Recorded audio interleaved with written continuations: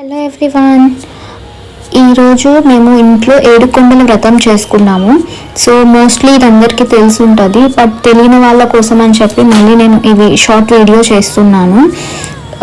ఈ వ్రతం ఎలా స్టార్ట్ చేయాలంటే ఫస్ట్ మొత్తం ఇది 14 శనివారాలు వస్తుంది ఈ వ్రతము. సో ఫస్ట్ వారం ఏంటంటే ఒక దీపంతో స్టార్ట్ చేయాలి.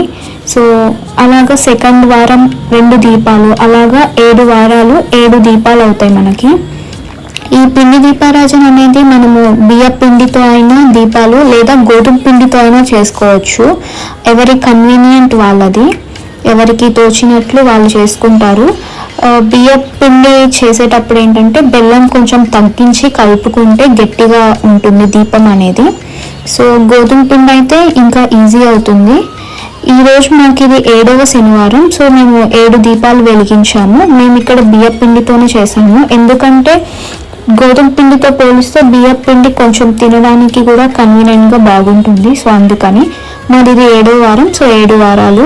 వన్స్ మీది 7 వారాలు అయిపోయాక 8వ వారం ఏం చేయాలంటే మనం 7 కొండలకి వెళ్ళి దిగినట్లు మళ్ళీ ఒక్కొక్క దీపాన్ని తగ్గించుకుంటూ రావాలి.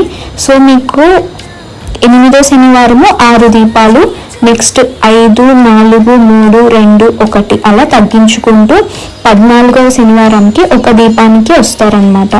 ఇలా ఈ వ్రతం చేస్తారు. ఈ వ్రతం మీద మీకు ఏమన్నా ఇంకా క్వశ్చన్స్ ఏమన్నా ఉంటే కమెంట్ చేయండి, నేను మీకు రిప్లై ఇస్తాను. Thank you.